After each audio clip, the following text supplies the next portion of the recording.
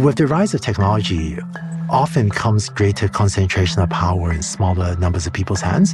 And I think that this creates greater risk of ever-growing wealth inequality as well. To be really candid, I think that with the rise of the last few waves of technology, we actually did a great job creating wealth on the East and the West Coast, but we actually did leave large parts of the country behind. And I would love for this next one to bring everyone along with us.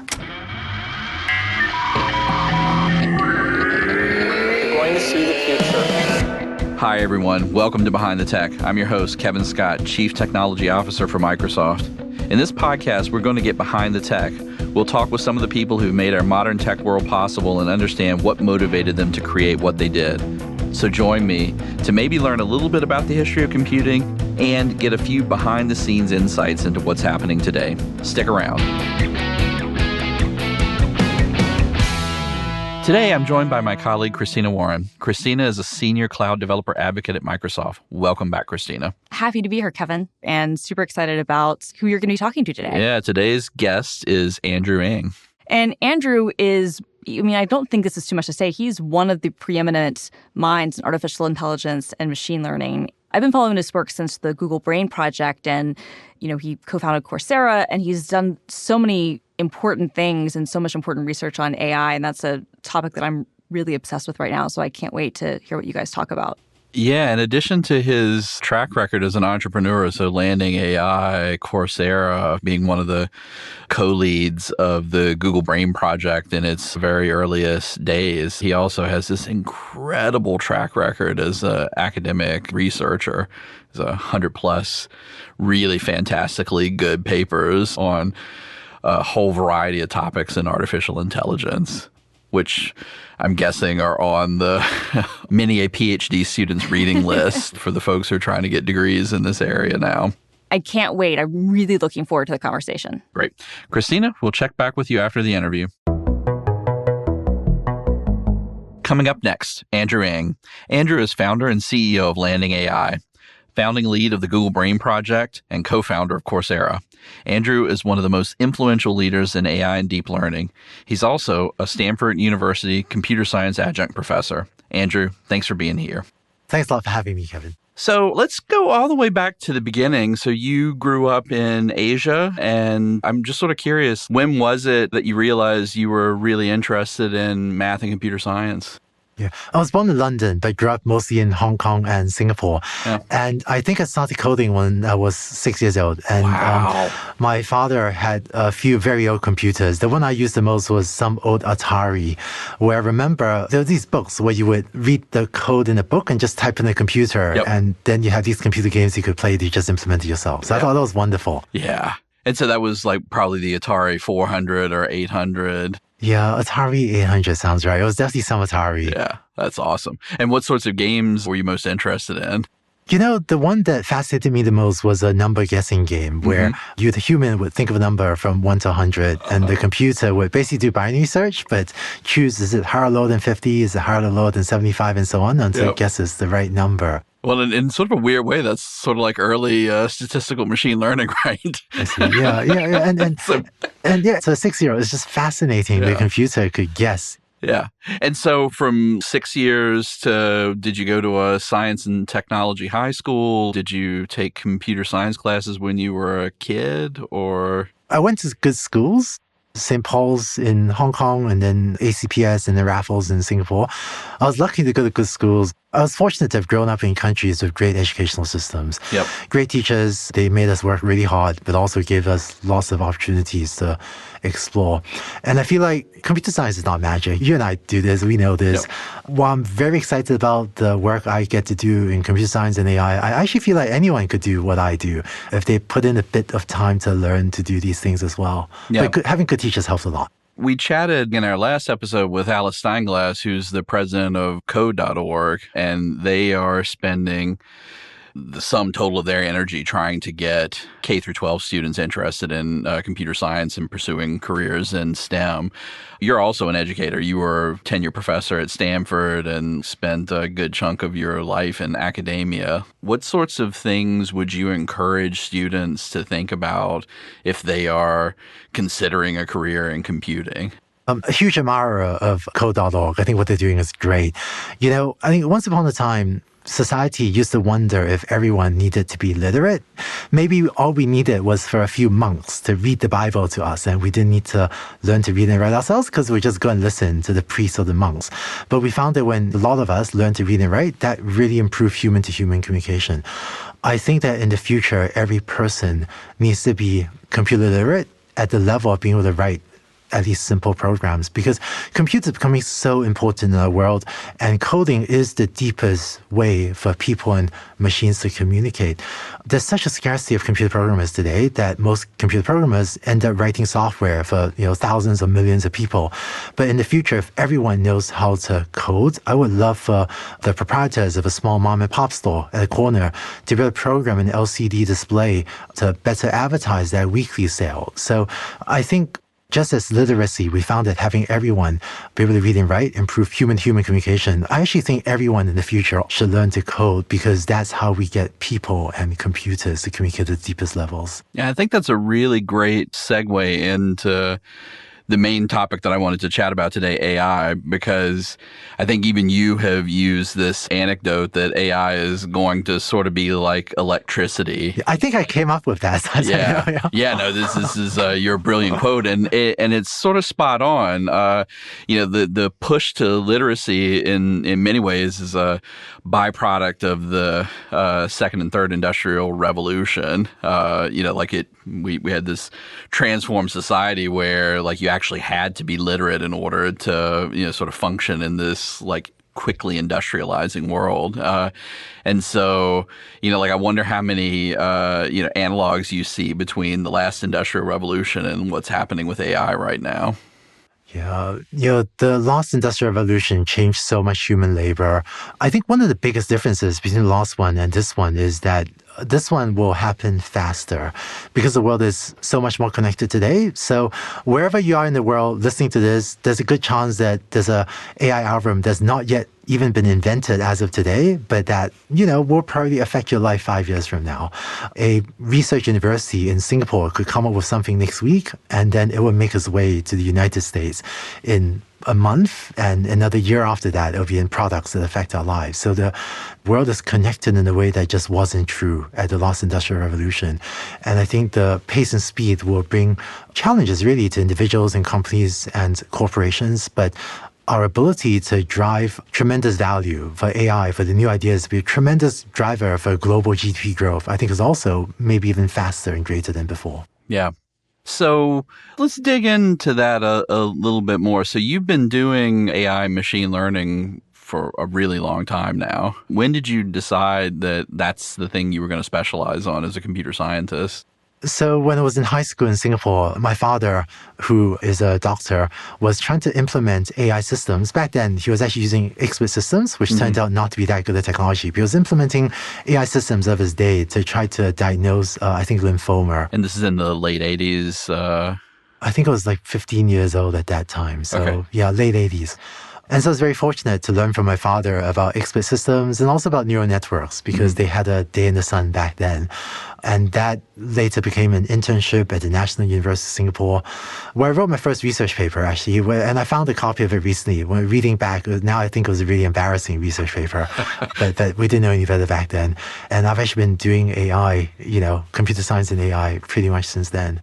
When I look at your CV and the papers that you've written over the course of your career, it's like you really had your hands in a little bit of everything. There was this inverse reinforcement learning work that you did and published the first paper in 2000. And then you were doing some work on what looks like information retrieval, document representations and whatnot. Yeah. By 2007, you were doing this interesting stuff on self-taught learning, so transfer learning from unlabeled data. And then you wrote the paper in 2009 on this large-scale unsupervised learning using graphical processing.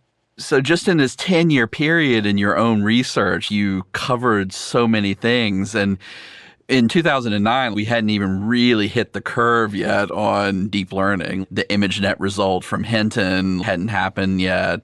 How do you, as one of the principals, you sort of help create the field? What does the rate of progress feel like to you? Because I think this is one of the things that people get perhaps a little bit overexcited about sometimes. One of the things I've learned in my career is that you have to do things before they're obvious to everyone if you want to make a difference and get the best results. So I think I was fortunate, back in maybe 2007 or so to see the early signs that deep learning was going to take off. And so with that conviction, decided to go in and do it. And that turned out to work well. Even when I went to Google to start the Google Brain project, at that time, neural networks was still a bad word to many people, and there was a lot of initial skepticism. But fortunately, Larry Page, was supportive, and that started Google Brain. And I think when we started Coursera, online education was not an obvious thing to do. There were other previous efforts, massive efforts that failed. But because we saw signs that we could make it work with the conviction to go in, when I took on the role at Baidu, at that time, a lot of people in the US were asking me, hey, Andrew, why on earth would you want to do AI in China? What AI is there in China? And I think, again, I was fortunate that I was part of something big. And even today, I think landing AI, where I'm spending a lot of my time, people initially ask me, AI for manufacturing or AI for agriculture or trying to transform companies using AI, that's a weird thing to do. I do find people actually catch on faster. So I find that as I get older, the speed at which people go from being really skeptical about what I do versus to saying, oh, maybe that's a good idea. That window is becoming much shorter. Is that because the community is maturing or because you've got such an incredible track record that... I don't know. Yeah, I think everyone's getting smarter all around the world. So, yeah. As you look at how machine learning has changed over the past just 20 years, what's the most remarkable thing from your perspective? I think a lot of the recent progress was driven by computational scale of data, and then also algorithmic innovation. But I think it's really interesting when something grows exponentially, people that are insiders, every year you say, oh yeah, it works 50% better than the year before. And every year is like, hey, another 50% year-on-year progress. So to a lot of machine learning insiders, it doesn't feel that magical. It's like, yeah, you just get up and you work on it and it works better. To people that didn't grow up in machine learning, exponential growth often looks like it came out of nowhere. So I've seen this in multiple industries with the rise of the MOOC movement, with the rise of machine learning and deep learning. I feel like a lot of the insiders feel like, yep, works 50% or some percent better than last year. But it's really the people that weren't insiders that feel like, wow, this came out of nowhere. Where did this come from? So that's been interesting to observe. But one thing you and I have chatted about before, there's a lot of hype about AI. And I think that what happened with the earlier AI winters is that there was a lot of hype about AI that turned out not to be that useful or valuable. But one thing that's really different today is that large companies like Microsoft, Baidu, Google, Facebook, and so on are driving tremendous amounts of revenue as well as user value through modern machine learning tools. And that very strong economic support, I think machine learning is making a difference to GDP. That strong economic support means we're not in for another AI winter. Having said that, there is a lot of hype about AGI, artificial general intelligence, this really overhyped fear of evil killer robots, AI that can do everything a human can do. And I would actually welcome a reset of expectations around that. But hopefully we can reset expectations around AGI to be more realistic without, throwing out baby with the bathwater. If you look at today's world, there are a lot more people working on valuable deep learning projects today than 6 months ago. And 6 months ago, there are a lot more people doing this than 6 months before that. So if you look at it in terms of the number of people, number of projects, the amount of value being created, it's all going up. It's just that some of the hype and unrealistic expectations about, hey, maybe we'll have evil killer robots in 2 years or 10 years and we should defend against it. I think that expectation should be reset. Yeah. I think you're spot on about this sort of inside versus outside perspective. The first machine learning stuff that I did was 15 years-ish ago when I was building classifiers for content for Google's ad systems. And eventually my teams worked on some of the CTR prediction stuff for the ads auction. And it was always amazing to me how simple an algorithm you could get by with if you had lots of compute and lots of data. And you had these trends that were sort of driving things. So like Moore's Law and things that we were doing in cloud computing was making, sort of exponentially more compute available for solving machine learning problems, like the stuff that you did, leveraging this sort of embarrassingly parallelism in some of these problems and solving them on GPUs, which are really great at, doing this sort of idiosyncratic type of compute. So like that compute is one exponential trend, and then the amount of available data for training is this other thing where it's just coming in at this crushing rate. You were at the Microsoft CEO Summit this year, and you gave this beautiful explanation where you sort of said supervised machine learning is basically learning from data, a black box that takes one set of inputs and produces another set of outputs. And the inputs might be an image and the outputs might be text labels for the objects in the image. It might be a waveform coming in that has human speech in it, and the output might be the speech text transcript. But really, that's sort of at the core of this gigantic explosion of work and energy that we've got right now. And AGI is a little bit different from that. Yeah. And in fact, really, to give credit where it's due, actually many, many years ago, I did an internship at Microsoft Research back when I was still in school. And even back then, I think it was Eric Brewer and Michel Banco at Microsoft way back had already published a paper using simple algorithms, that basically it wasn't who has the best algorithm that wins, it was who has the most data for the application they were looking at NLP. And so I think that the continuation of that trend that people like Eric and Michel had spotted a long time ago, that's driving a lot of the progress in modern machine learning still. Yeah. Sometimes with AI research, you get these really unexpected results. One of those I remember was the famous Google Cat result from the Google Brain team. Yeah. So actually, that was an interesting project. While still, full-time at Stanford, my students at the time, Adam Coates and others, started to spot trends that basically the bigger you build the neural networks, the better they work. So that was a rough conclusion. And so I started to look around Silicon Valley to see where can I get a lot of computers to train really, really big neural networks. And I think in hindsight, back then, a lot of us leaders of deep learning had a much stronger emphasis on unsupervised learning. So learning without labeled data, such as get a computer to look at a lot of pictures or watch a lot of YouTube videos without telling it what every frame or what every object is.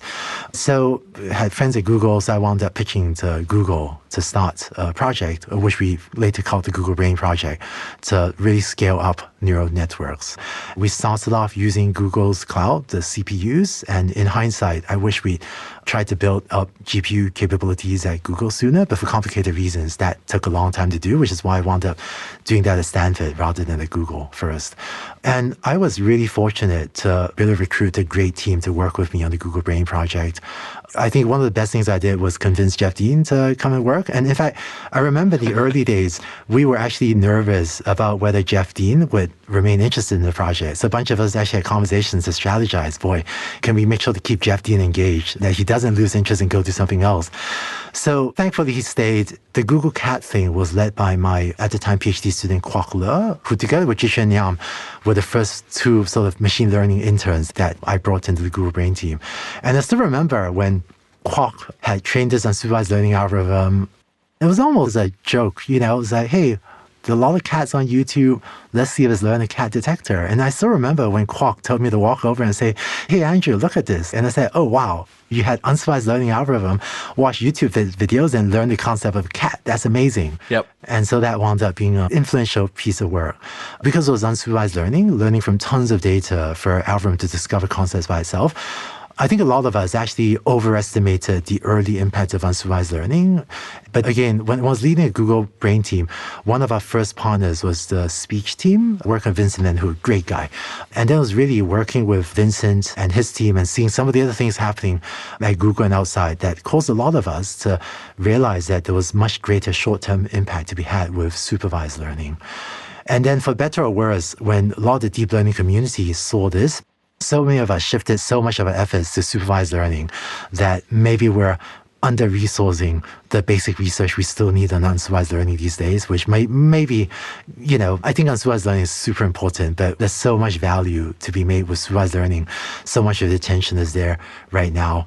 And I think really what happened with the Google Brain project was with the first couple successes, one being the speech project that we worked with the speech team on, what happened was other teams saw the great results that the speech team was getting with deep learning, with our help. And so more and more of the speech team's peers, ranging from Google Maps to other teams, started to become friends and allies of the Google Brain team.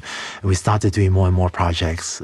And then the other story is after, the team had tons of momentum, thank God we managed to convince Jeff Dean to stick with the project, because one of the things that gave me a lot of comfort when I wanted to step away from a day-to-day role to spend more time at Coursera was I was able to hand over the leadership of the team to Jeff Dean, and that gave me a lot of comfort that I was leaving the team in great hands. I sort of wonder if there's sort of a message or a takeaway for AI researchers in both academia and industry about the Jeff Dean example. So for those who don't know, Jeff Dean might be the best engineer in the world. Might be true. Yeah. I've certainly never worked with anyone quite as good as, I remember there was this. No, he's in a league of his own. Yeah, Jeff Dean is definitely. I remember back in the long ago at Google, this must have been 2004, 2005, right after we'd gone public.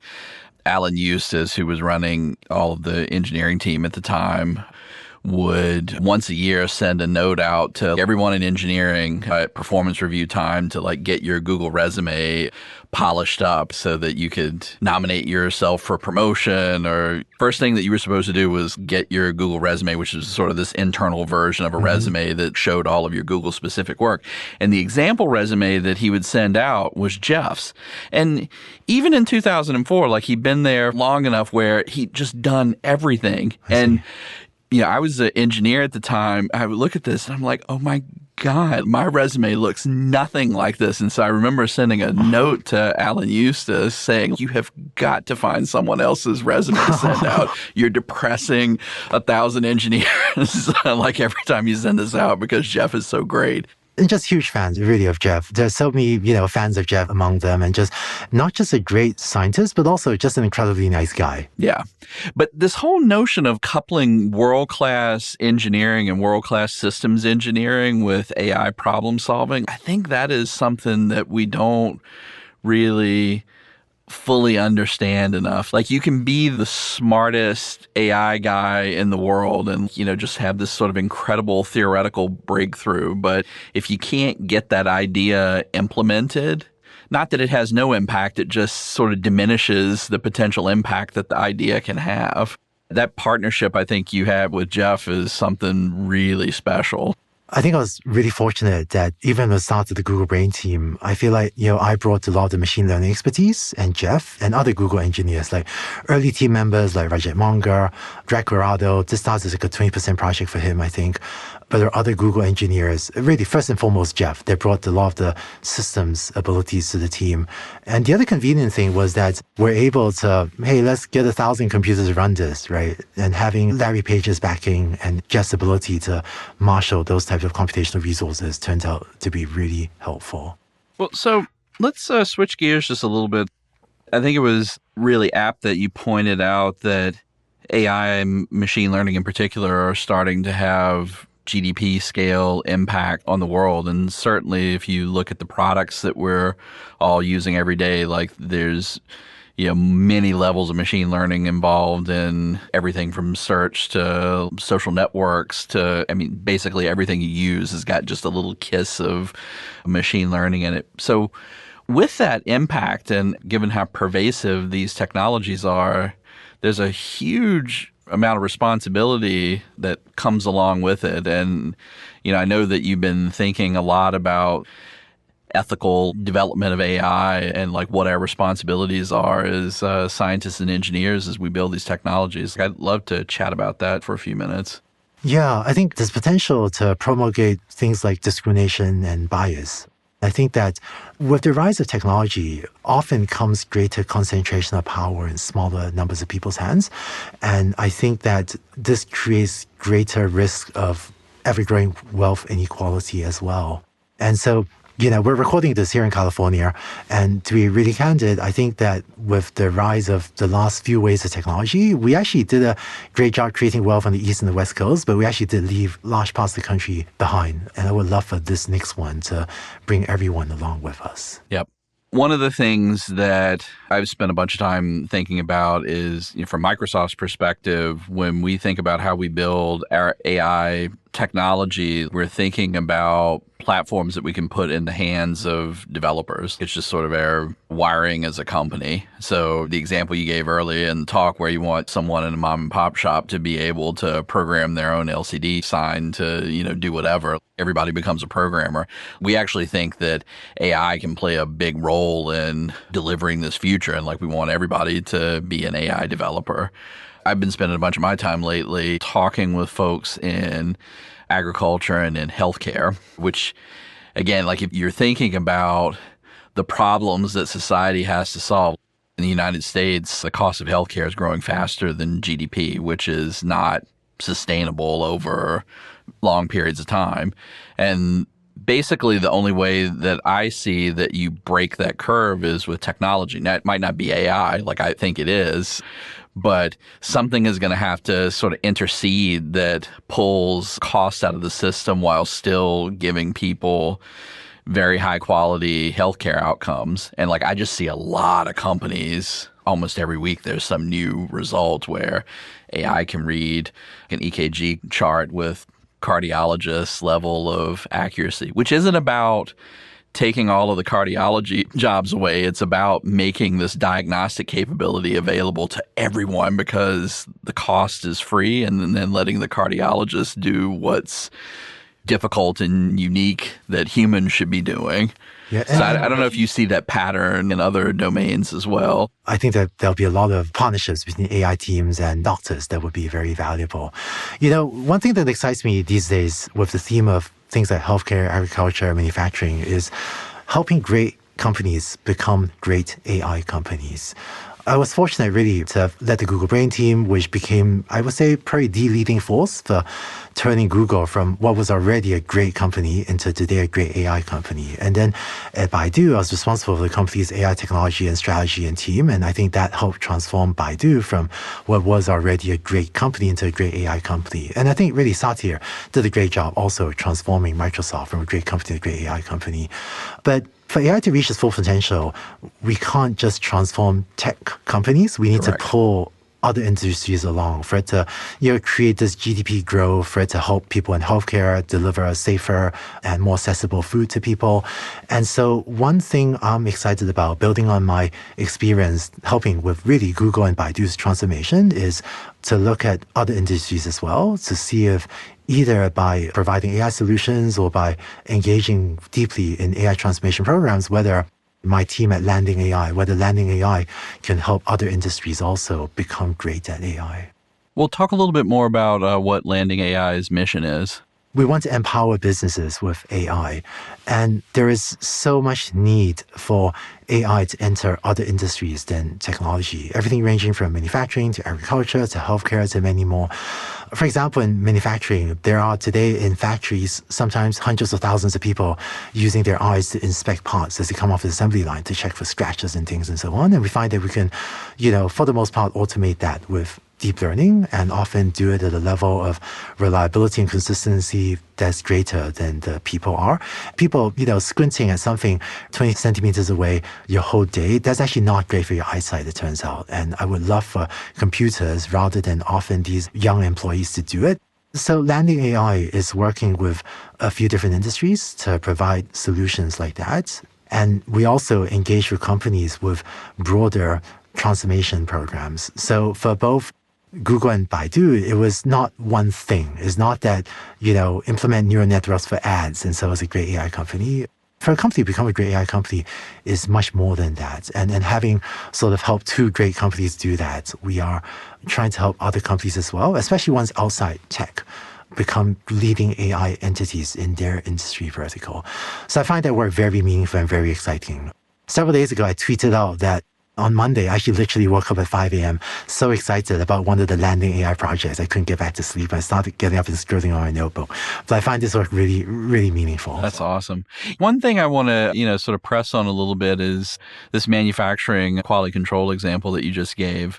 I think the thing that a lot of folks don't understand is it's not necessarily about the jobs going away. It's about these companies being able to do more. So I worked in a small manufacturing company while I was in college, and we had exactly this same thing. So we operated a infrared reflow soldering machine there, which, sort of melts surface mount components onto circuit boards. And so you have to visually inspect the board before it goes on to make sure the components are seated and the solder's been screened onto all the right parts. And, when it comes out, you have to visually inspect it to make sure that none of the parts have tombstoned. There are a variety of little things that can happen in the process.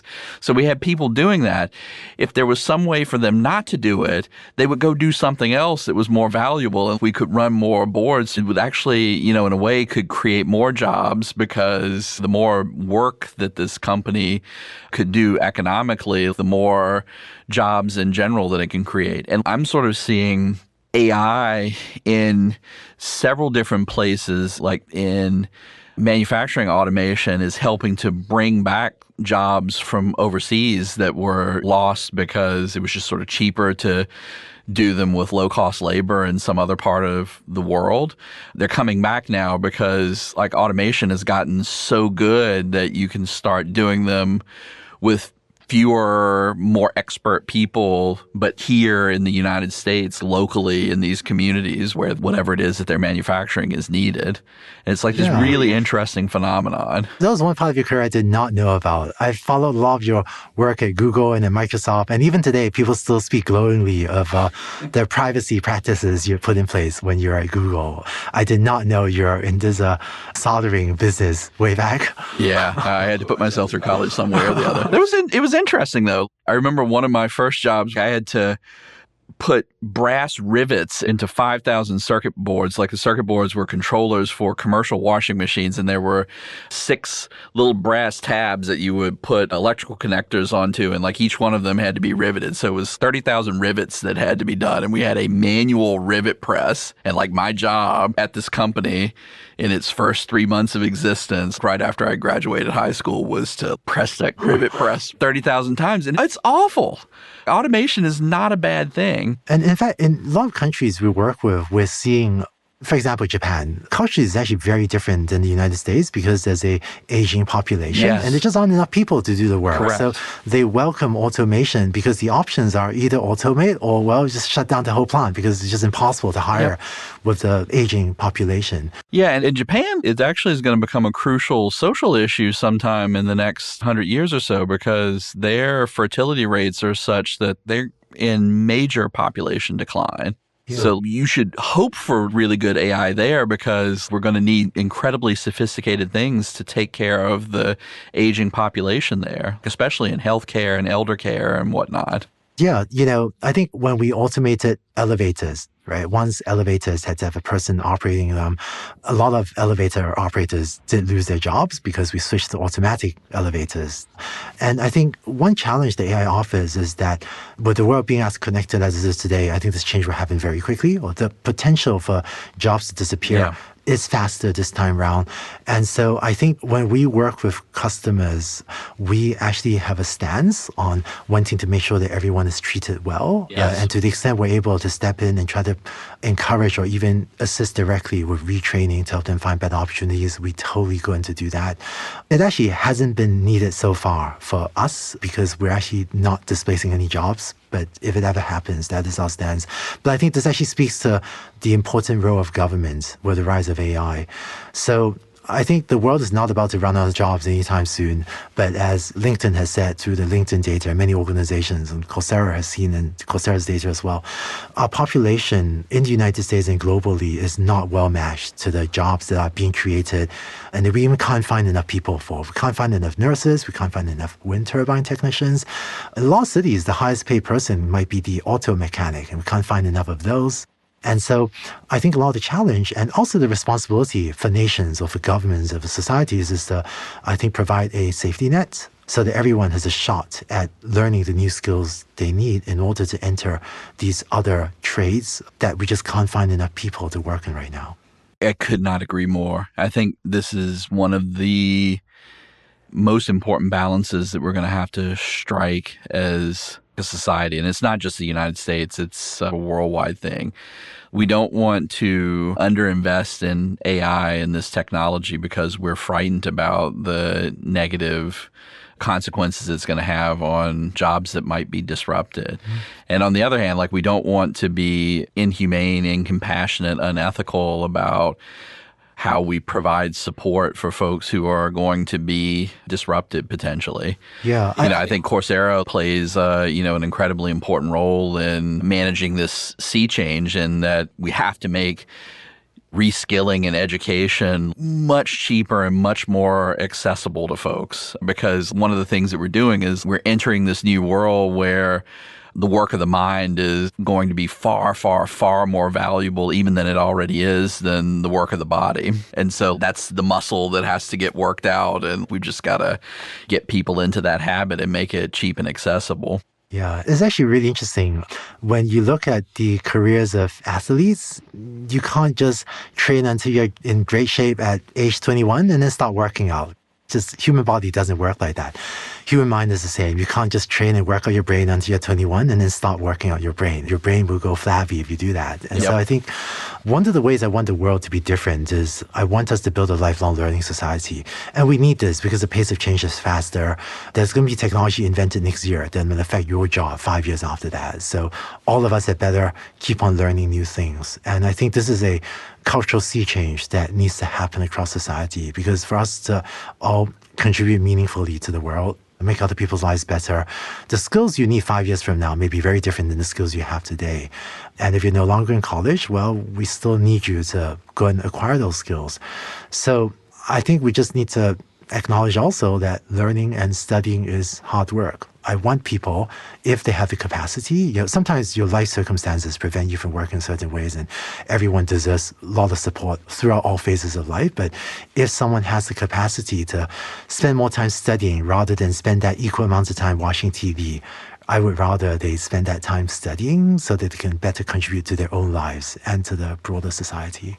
Yeah, and speaking again about the role of government, one of the things that I think the government could do to help with this transition is AI has this enormous potential to lower the cost of subsistence. So through precision agriculture and artificial intelligence in healthcare, there are probably things that we can do to affect housing costs with AI and automation.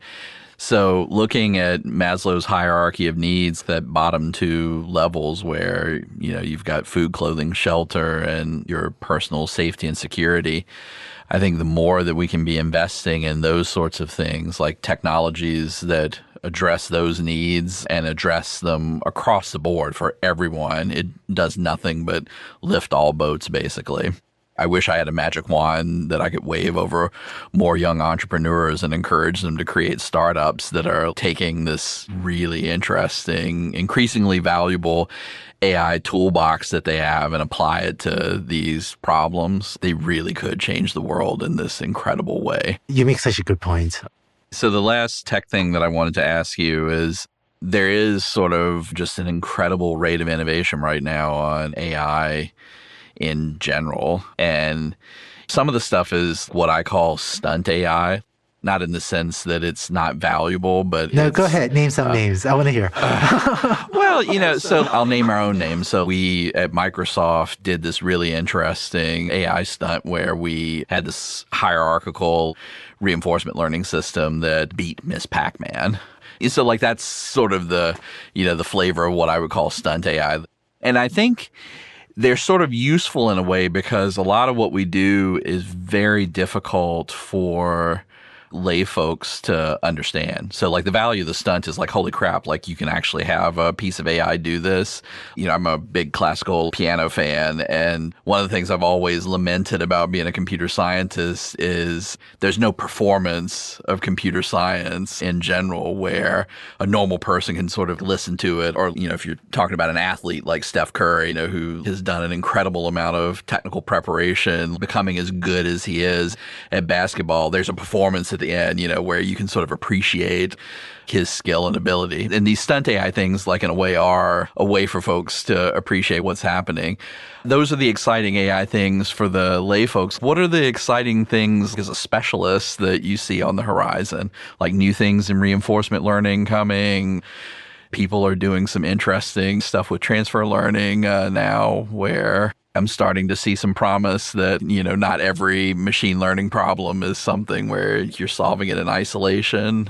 What's interesting to you? So in the short term, one thing I'm excited about is turning machine learning from a bit of a black art into more of a systematic engineering discipline. Yep. I think today too much of machine learning is, you know, a few wise people that happen to say, oh, you know, change the activation function in layer 5, and if for some reason it works, but it can turn into a systematic engineering process that would demystify a lot of it and help a lot more people access these tools. Do you think that that's going to come from there becoming a real engineering practice of deep neural network architect, or is that going to get solved with this learning to learn stuff or AutoML stuff that folks are working on, or maybe both? I think AutoML is a very nice piece of work and is a small piece of the puzzle, mainly surrounding, you know, optimizing hyperparameters and things like that. But I think there are even bigger questions like, when should you collect more data, or is this data set good enough, or should you synthesize more data, or should you switch algorithms from this type of algorithm to that algorithm? And do you have two neural networks or one neural network operating the pipeline? I think those bigger architectural questions go beyond what the current automatic algorithms are able to do. I've been working on this book, Machine Learning Yearning, mlyearning.org, that I've been emailing out to people on the mailing list for free, that's trying to conceptualize my own ideas, I guess, to turn machine learning into more of an engineering discipline, to make it more systematic. But I think there's a lot more that the community needs to do beyond, you know, what I as one individual could do as well. But it'll be really exciting when we can take the powerful tools of supervised learning and help a lot more people able to use them systematically. With the rise of software engineering came the rise of ideas like, oh, maybe we should have a PM. I think that was a Microsoft invention, right? The PM, product manager, and then program manager, project manager types of roles way back. And then eventually came ideas like the waterfall planning models or the Scrum Agile models. I think we need new software engineering practices. How do we get people to work together in the machine learning world? So we're all sorting that out too. Landing AI asks our product managers to do things differently than I think I see any other company tell their product managers to do. So we're still figuring out these workflows and practices. Beyond that, I think on the more pure technology side, a lot of excitement about GANs. I think it'll transform entertainment and art. It'll be interesting to see how it goes beyond that. I think the value of reinforcement learning in games is very overhyped, but I'm seeing some real traction in using reinforcement learning to control robots. So early signs, you know, from my friends working on projects that are not yet public for the most part, but there are signs of meaningful progress in deep reinforcement learning applied to robotics. And then I think transfer learning is vastly underrated. Yeah. The ability to learn from, so there was a paper out of Facebook where they trained on an unprecedented 3.5 billion images, which is very big. 3.5 billion images is very large, even by today's standards, and found that it turns out training on 3.5 billion, in their case, Instagram images, is actually better than training on only 1 billion images. So this is a good sign for the microprocessor companies, I think, because it means that, you know, hey, keep building these faster processes. We'll find a way to suck up the processing power. Yes. But with the ability to train on really, really massive data sets to do transfer learning or pre-training or some set of ideas around there, I think that is very underrated today still. And then super long term, you know, we use the term unsupervised learning to describe a really, really complicated set of ideas that we don't even fully understand. But I think that also will be very important in the longer term. So tell us something that people wouldn't know about you. Sometimes I still go to a bookstore and deliberately buy a magazine in some totally strange area that I would otherwise never have bought a magazine in. Yep. And so whatever, $5, you end up with a magazine in some area that you just previously knew absolutely nothing about. I think So that's kind of awesome. cool. One thing that not many people know about me is I actually really love stationery. So my wife knows when we travel to foreign countries, sometimes we can spend way too long looking at pens and pencils and paper. I think part of me feels like, boy, if only I had the perfect pen and the perfect paper, I could come up with better ideas. It hasn't worked out so far, but that dream lives on. And That's awesome. All right. Well, thank you so much, Andrew, for coming in today. No, thanks a lot for having me, Kevin. That was a really terrific conversation. Yeah, it was a ton of fun. It was like all of my best conversations. I felt like it wasn't long at all and was glancing down at my phone and like, oh my God, like we just spent 48 minutes. One of the questions that you asked Andrew was, what technology is he kind of been most impressed by and excited by that's kind of coming down the pike with AI? And I kind of wanted to turn that back on you because you've been working with AI for a really long time, at Google and at LinkedIn and now at Microsoft. So what have you seen that really excites you? Several things. I'm excited that this trend that started a whole bunch of years ago, more data plus more compute equals more practical AI and machine learning solutions. It's been surprising to me that that trend continues to have legs. And so when I look forward into the future and I see more data coming online, particularly with IoT and the intelligent edge, as we get more things connected to the cloud that are sensing either through cameras or far field microphone arrays or temperature sensors or whatever it is that they are, we will increasingly be digitizing the world. And honestly, my prediction is that the volumes of data that we're gathering now will seem trivial by comparison to the volumes that will be produced sometime in the next 5 to 10 years. And I think you take that with all of the super exciting stuff that's happening with AI silicon right now, just the number of startups that are working on brand new architectures for training machine learning models. It really is an exciting time. And I think that combo of more compute, more data is going to continue to, surprise and delight us with interesting new results and also deliver this real world GDP impacting value that folks are seeing. So that's super cool. But I tell you, the things that really move me that I have been seeing lately are the applications to which people are putting this technology in precision agriculture and in healthcare. And just recently, we went out to one of our farm partners that Microsoft Research has been working with. The things that they're doing with AI, machine learning, and edge computing in this small organic farm in rural Washington state is absolutely incredible. They're doing all of this stuff with a mind towards how do you take a small independent farmer and help them optimize yields, reduce the amount of chemicals that they have to use on their crop, how much water they have to use. So you're minimizing environmental impacts and raising more food and doing it in this local way. In the developing world, that means that more people are going to get fed. Yeah, it's huge. And in the developed world, it means that we all get to be a little more healthy because the quality of the food that we're eating is going to increase. And so there's just this trend, I think, right now where people are just starting to apply this technology to these things that are parts of human subsistence, so food, clothing, shelter, the things that all of us need in order to live a good quality life. And I think as I see these things and I see the potential that AI has to help everyone have access to high quality of life, the more excited I get. And I think in some cases, it may be the only way that you're able to deliver these things at scale to all of society, because some of them are just really expensive right now. And no matter how you redistribute the world's wealth, you're not going to be able to tend to the needs of a growing population without some sort of technological intervention. See, I thought you were going to say something like, we're going to be able to live in the world of Tron Legacy or The Matrix or whatever. Instead, you get all serious on me and talk about all the great things and world-changing, awesome things that are going to happen. Yeah. I'm going to live in my fantasy, but I like that they're very cool things happening, too. I did, over my vacation, read Ready Player One, and despite its mild dystopian It's a good book. overtones, I like the book. it's a damn good book. I was really like, love the book. I want some of this. I'm with you. I was a little disappointed in the movie, but I loved the book. And yeah, okay, we can talk about this offline, but we'll end this now. Yeah.